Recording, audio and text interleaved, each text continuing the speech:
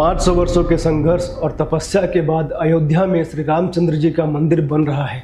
लेकिन 500 वर्ष ही क्यों कहे जाते हैं? क्या बाबर ने 500 वर्ष पहले ही मंदिर तोड़ा था? और यदि तोड़ा था तो क्या इन 500 वर्षों में हिंदुओं ने कभी कोई प्रयास नहीं किया अपने मंदिर को वापस पाने के लिए? और यदि प्रयास किया तो उसके परिणाम क्या आए? क्या साक्ष्य है कि वहाँ मंदिर ही था? क्योंकि ओवैसी का तो कहना है कि सुप्रीम कोर्ट का निर्णय आस्था के आधार पर दिया गया था। तो क्या ओवैसी सही कह रहा है? राम मंदिर को लेकर राजनीति भी हो रही है, सभी पार्टियां एक दूसरे पर आरोप लगा रही हैं। लेकिन कौन है राम मंदिर का असली हकदार? किसने किया था राम मंदिर के लिए संघर्ष और बलिदान? सब जानेंगे आज इस वीडियो में, तो अंत तक जुड़े रहिएगा।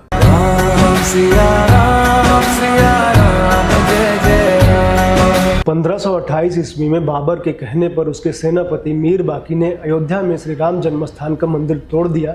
इसके प्रमाण शास्त्रों में, पुराणों में, मुस्लिम लेखकों के साहित्यों में और विदेशी यात्रियों के संस्मरणों में मिलते हैं। इस बात को लेकर कहीं कोई संशय नहीं है कि श्री रामचंद्र जी का जन्म अयोध्या में हुआ था, क्योंकि इसके प्रमाण वाल्मीकि रामायण में और अनेकों ग्रंथों में, साहित्यों में भरे पड़े हैं।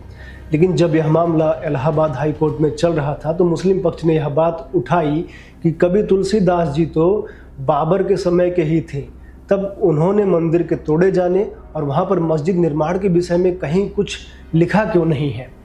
तब हिंदू साधु संतों को कोर्ट में बुलाया गया और हिंदू साधु संतों की तरफ से जगत गुरु श्री रामभद्राचार्य ने इलाहाबाद हाई कोर्ट को बताया कि तुलसीदास जी ने इसके विषय में तुलसी दोहा शतक में लिखा है, जिसे इलाहाबाद हाई कोर्ट ने साक्ष्य के रूप में स्वीकार भी किया। जगत गुरु रामभद्राचार्य जी ने जो दोहा इलाहाबाद हाई कोर्ट में कोट किया वो मैं आपको पढ़ के सुनाता हूँ। राम जन्म ही मंदिर ही तोरी मसीत बनाए, जब ही बहुत हिंदू हते तुलसी कीनी हाय। इसमें तुलसीदास जी स्पष्ट रूप से कह रहे हैं कि जहाँ पर मंदिर था वहाँ तोड़कर वहाँ पे मस्जिद बना दी गई और यवनों ने बहुत से हिंदुओं को मारा, जिसे देखकर तुलसीदास जी हाय हाय करने लगे। दूसरा दोहा है, राम जन्म मंदिर जहाँ लसत अवध के बीच, तुलसी रची मसीद तहाँ मीर बाकी खल्लीच। इसमें तुलसीदास जी कह रहे हैं कि जहाँ अवध के बीच में जहाँ राम जी का मंदिर था उसे तोड़कर मीर बाकी ने, जो कि दुष्ट था, खल जो था, उसने वहाँ उसे तोड़कर मस्जिद बना दी। तो ये प्रमाण जो है तुलसी दोहा शतक से जगत गुरु रामभद्राचार्य ने इलाहाबाद हाई कोर्ट में दिए। स्कंद पुराण में तो राम जन्मस्थान का सटीक स्थान तक बताया गया है कि विघ्नेश्वर के पूर्व में, वशिष्ठ के उत्तर में और लोमस के पश्चिम में राम जन्मस्थान है, जो आज भी सटीक बैठता है। केवल हिंदू साहित्यकारों ने ही नहीं, कई सारे मुस्लिम साहित्यकारों ने भी राम मंदिर तोड़कर मस्जिद बनाए जाने का जिक्र किया है। बहादुर शाह आलमगीर की पुत्री और औरंगजेब की पोती सफीहा चहल बहादुर शाही में लिखती है कि मथुरा, अवध और बनारस में हिंदुओं के मंदिर थे।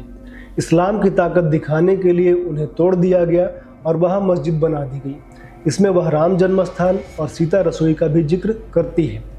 हादिका शहादा में मिर्जा जॉन लिखते हैं, अयोध्या में राम के पिता की राजधानी थी, जन्म स्थान पर राम का मंदिर था। आज वहाँ एक मस्जिद है जो बादशाह बाबर ने बनवाई थी मूसा आशिकान के कहने पर। मूसा आशिकान एक सूफी संत था। हिंदुस्तान इस्लामी अहद में मौलाना हाकिम सैयद अब्दुल लिखते हैं, ये मस्जिद बाबर द्वारा बनवाई गई है, जिसे हिंदू लोग रामचंद्र जी का जन्म स्थान मानते हैं। तारीख़ अवध में लिखा है, बाबर ने राम जन्मस्थान पर मंदिर को तोड़कर उसी जगह मस्जिद बनवा दी, जिसमें मंदिर के पत्थरों और खंभों का ही प्रयोग किया गया है। 1766 से 1771 तक अयोध्या में ही रहने वाले ऑस्ट्रिया के ईसाई पादरी जोसेफ टिफेन टेलर लिखते हैं, बाबर ने राम जन्मभूमि मंदिर तोड़कर वहाँ मस्जिद बनवा दी, जिसमें मंदिर के स्तंभों का ही प्रयोग किया गया। मुसलमानों के दमन के बावजूद उन्होंने वहाँ पूजा करनी नहीं छोड़ी।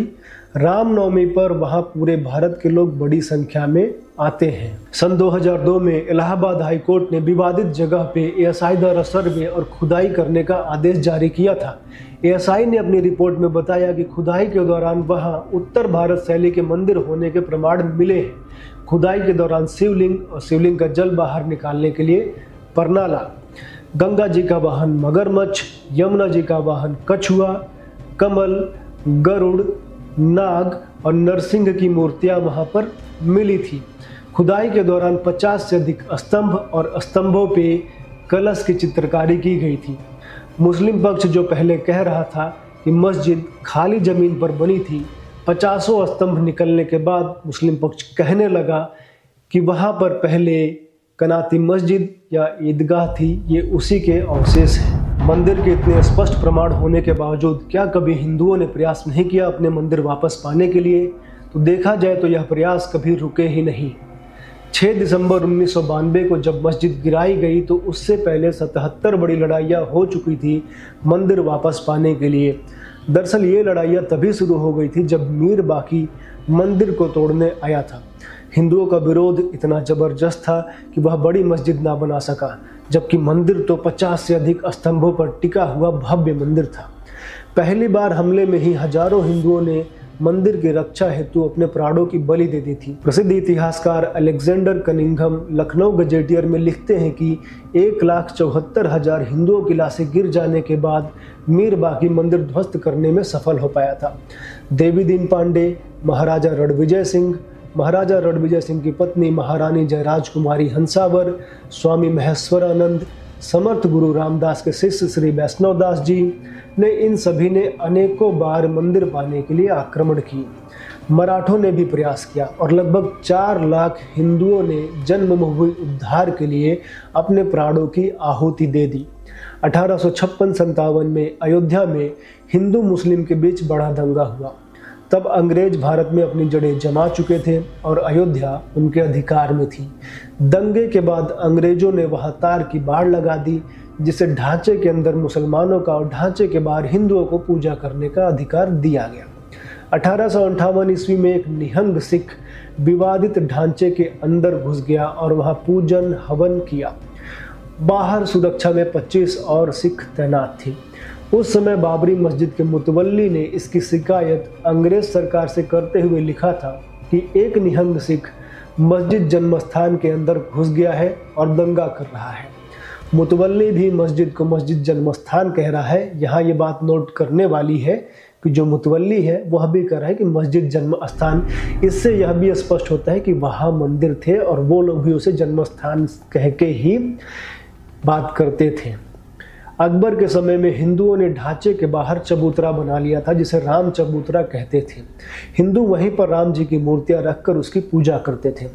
1885 में महंत रघुवर दास, जो कि राम चबूतरे के पुजारी थे, उन्होंने कोर्ट में याचिका डाली कि वह चबूतरे पर मंदिर बनवाना चाहते हैं, लेकिन न्यायाधीश ने यह कहते हुए मना कर दिया कि इससे दंगे भड़क सकते हैं।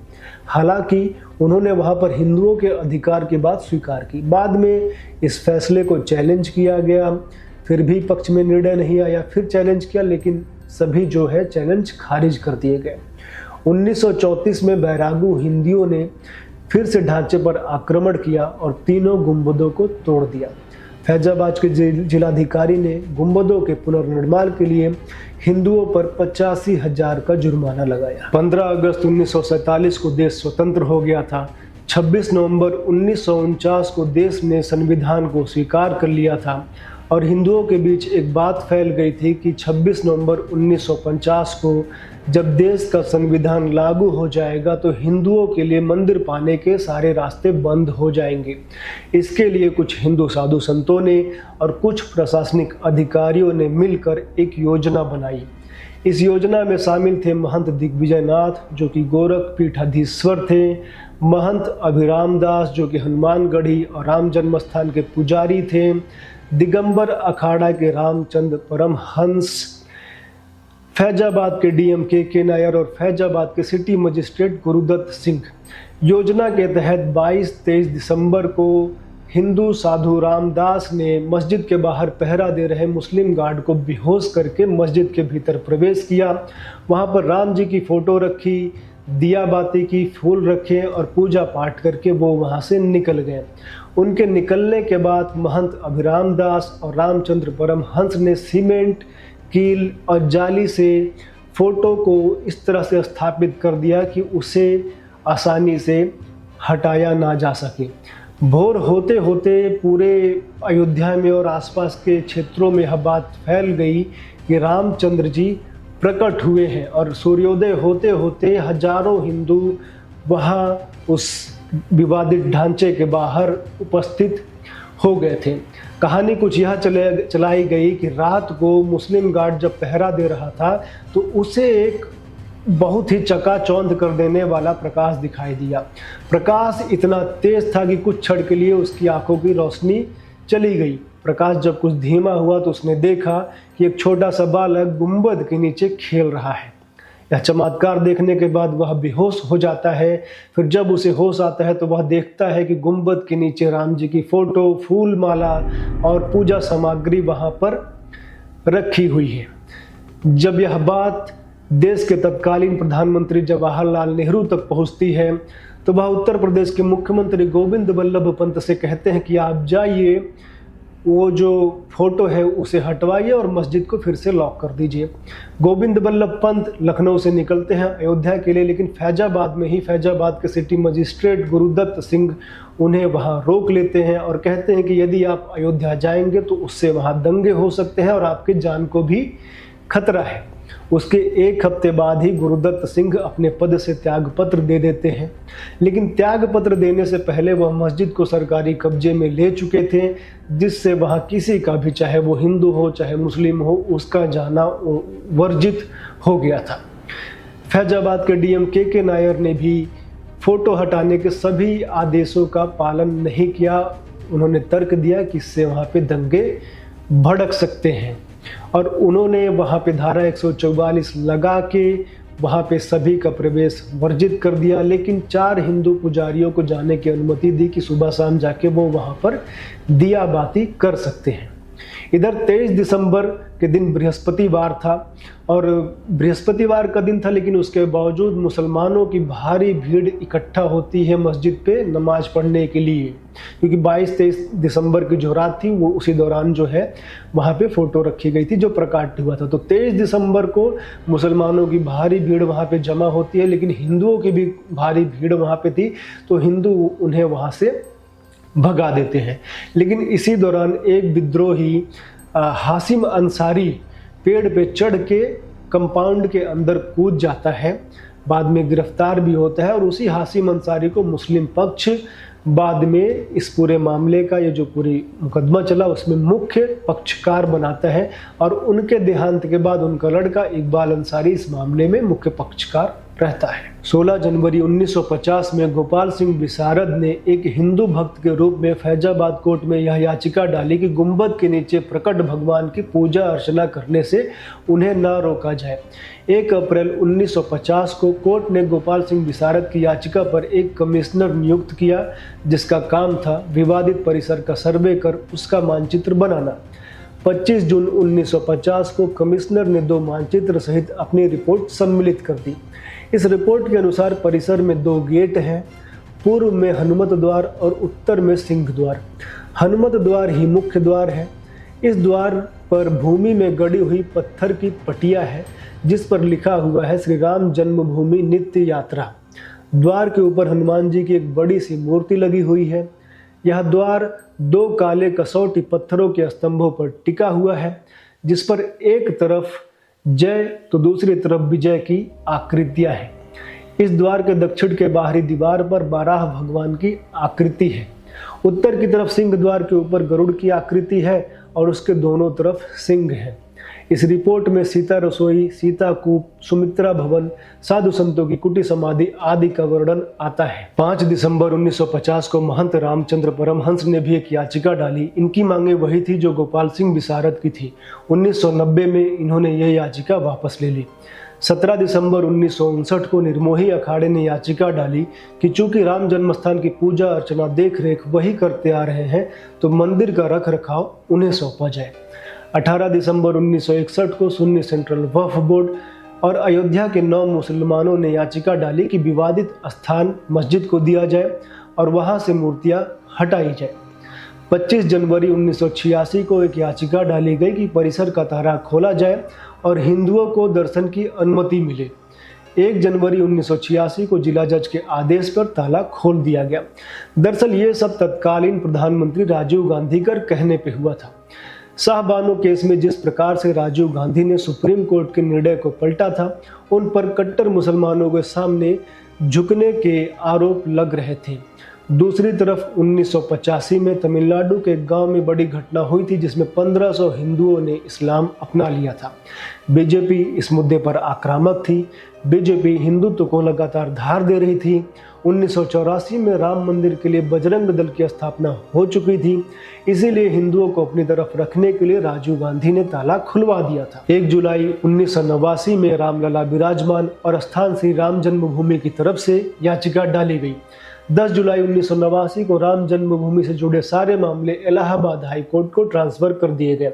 1990 में मुलायम सिंह यादव ने गोली कांड करवाया जिसमें सैकड़ों कार सेवक मारे गए।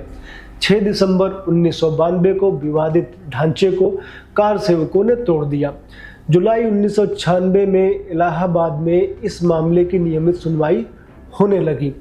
2002 अक्टूबर में इलाहाबाद हाई कोर्ट ने ASI सर्वे का आदेश दिया जिसका परिणाम हम आपको बता ही चुके हैं। 2010 में इलाहाबाद हाई कोर्ट का निर्णय आता है जिसमें विवादित 2.77 एकड़ भूमि को 3 भागों में विभाजित करने का आदेश होता है। एक भाग निर्मोही अखाड़े को, एक भाग रामलला विराजमान को और तीसरा भाग जो है मुस्लिम पक्ष को दिया जाता है। गुंबद के नीचे का भाग रामलला विराजमान को दिया जाता है और बाहर राम चबूतरा और सीता रसोई निर्मोही अखाड़ा को और बाकी मुस्लिम पक्ष को।